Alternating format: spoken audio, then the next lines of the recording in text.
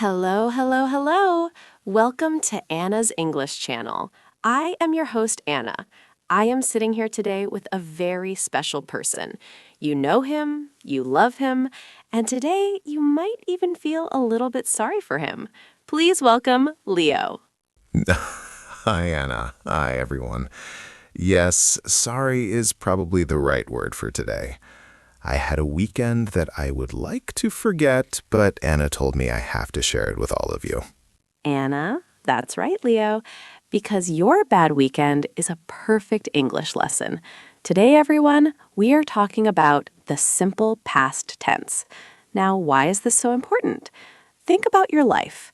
When you meet a friend, do you talk about what you are doing right now? Only for a second. Most of the time, we talk about what happened yesterday, last week, or 10 years ago. It's true. Without the past tense, I can't tell you about my childhood. I can't tell you about the movie I saw.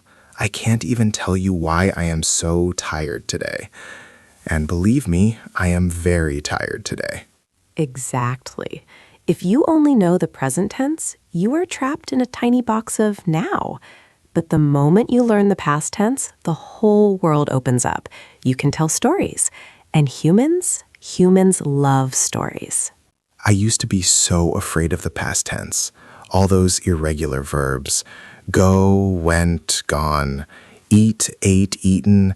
It felt like a mountain I couldn't climb. It feels like that for everyone, Leo. But today, we are going to climb that mountain together. No boring textbooks, just real life. We are going to listen to Leo's story, his disaster date, and we are going to see how the past tense works in the real world. And real embarrassment. I hope you all appreciate my sacrifice. Okay, Leo, take us back to the beginning. Don't rush. Tell us every detail. When did the story start? Well, it started on Friday night. I was at home, just relaxing. I planned to watch a movie and eat some popcorn. But then my phone rang. It was my friend Mark. Listen to those verbs. Started, was, planned, rang. Keep going, Leo. What did Mark want? Mark sounded very excited. He told me about a girl named Sarah.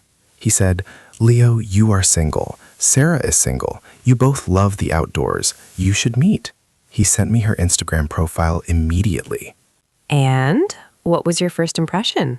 Did she look nice? She looked amazing, Anna. Her photos showed her hiking in the mountains. She smiled in every picture. She had a cute dog. She seemed perfect. I thought, maybe this is the one.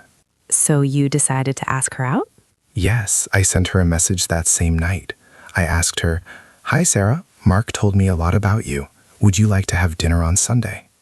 I waited for an hour. My heart beat fast every time my phone made a sound. Finally, she replied. She said yes. Ooh, the excitement, the yes that started it all. How did you prepare? I prepared so much, Anna. I wanted everything to be perfect. On Saturday, I went to the mall. I walked around for 3 hours because I wanted the perfect outfit. I finally bought a new shirt. It was a light blue shirt, very crisp and clean. I thought it matched my eyes. You wanted to look professional but friendly. I like that. What else did you do? I washed my car. I cleaned the inside and the outside. I vacuumed the seats. I even bought a new air freshener that smelled like vanilla. I checked the restaurant menu online and memorized the names of the dishes so I wouldn't look confused. I was ready. Sunday arrives, the big day. How did you feel when you woke up? I woke up at 8 a.m. I felt great. I exercised, I ate a healthy breakfast, and I listened to some upbeat music. I waited all day for 7 p.m. Time moved so slowly. I know that feeling. Every minute feels like an hour when you are waiting for a date. Exactly. Finally, it was 6:30 p.m. I put on my new shirt, I fixed my hair, I sprayed a little bit of cologne, I grabbed my keys and drove to the restaurant. It was a beautiful Italian place near the river, very romantic. And what time did you get there? I arrived at 6:50 p.m. I wanted to be early. I parked my car carefully, I walked to the entrance and opened the door. The restaurant smelled like garlic and fresh bread. The host led me to a small table near the window. I sat down and ordered a glass of water. And then the waiting began. Was she early too? No, she was not. 7 p.m. came, no Sarah. I checked my phone, no messages. I thought, maybe there is traffic. 7:15 p.m. passed, still no Sarah. I started to get nervous. I looked at the door every time it opened. Every time a woman entered, I straightened my shirt, but it was never her. Oh, Leo, that is the worst feeling. Did you call her? No, I didn't call her. I didn't want to seem desperate or impatient, so I just sat there. I ordered a second glass of water. I watched the other couples. They laughed and talked. I felt very lonely. What time did she finally arrive? At 7:45 p.m., 45 minutes late. She walked in like nothing was wrong. She saw me, walked over, and sat down. She didn't say sorry. She didn't explain why she was late. She just looked at me and said, "I'm hungry. Let's eat." She didn't apologize? Leo, that is a huge red flag. What did you do? Did you say something?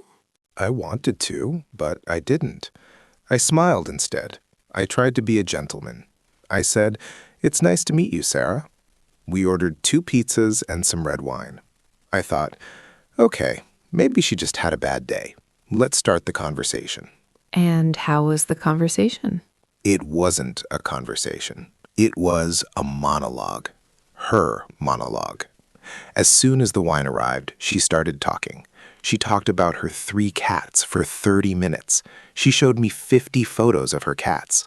I learned their names, their favorite foods, and their medical histories. Well, at least you learned something. Then she talked about her job. She hated her boss. She complained about her coworkers. She described every argument she had in the office last week.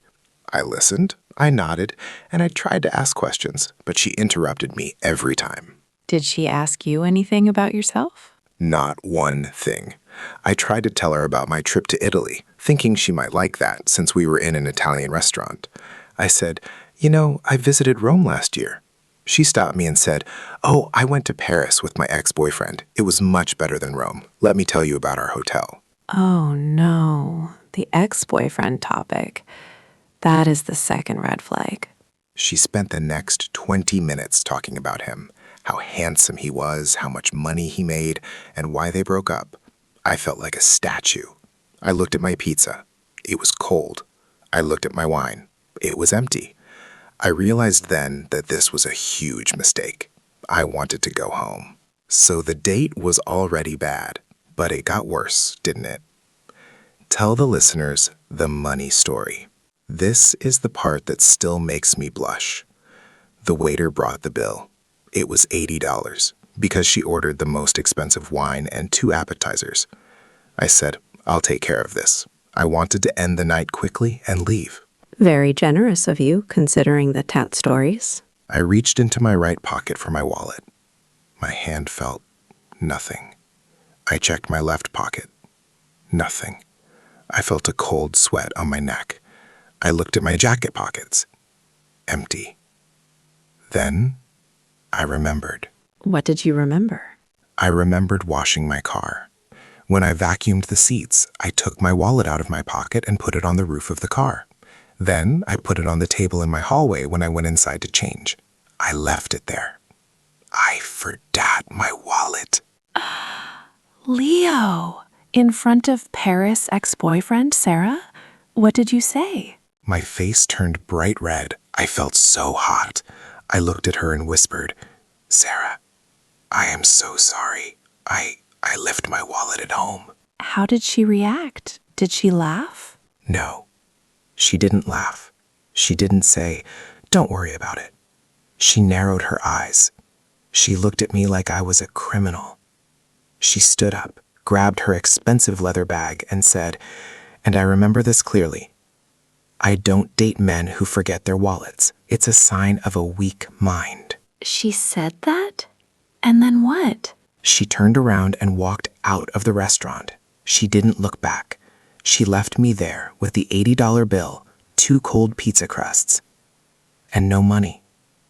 I sat there for 5 minutes, just staring at the door. I felt like the smallest man in the world. Oh, Leo, I want to give you a hug right now. What did you do about the bill? I had to call the only person I knew would help me, but also the person who would never let me forget it. I called my sister. She picked up the phone and I explained the situation. She laughed for 10 minutes straight.